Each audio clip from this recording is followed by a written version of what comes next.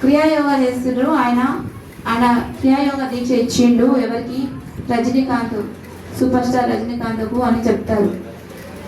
మరి రజనీకాంత్ కూడా అన్నీ చూసిండు ఆయన జీవితంలో. కానీ హిమాలయాలకు వెళ్ళి ధ్యానం చేస్తారు కొన్ని రోజులు, సంవత్సరంలో ఒక నెల రోజులు చేస్తారు. ఎందుకోసం చేస్తారు? అన్నీ పొందిండి, ఆయనకి ఏ తక్కువ లేదు. అంటే క్రియాయోగం అంటే కూడా అందులో ధ్యానం ఉంటుంది.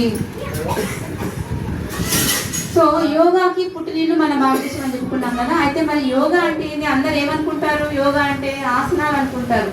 పొద్దున్న లేస్తే ఎక్సర్సైజ్ చేస్తారు, జిమ్లో పోతారు, బాడీని మంచిగా కంట్రోల్ చేసుకోవాలి, మంచిగా బ్యాలెన్స్గా ఉండాలని చేస్తారు. అయితే అందరూ చేయలేరు ఎక్సర్సైజులు, యోగాలు ఇవన్నీ అందరూ చేయలేరు. అంటే యోగా అంటే అందరూ ఆసనాలు అనుకుంటారు, ఫస్ట్ ఆసనము అని అనుకుంటారు యోగా అంటే. అవన్నీ చేస్తున్న మంచిదే, శరీరానికి మాత్రమే మంచిది. ఏది? ఎక్సర్సైజులు, యోగాసనాలు మనమైతే ఏవైతే అనుకుంటున్నామో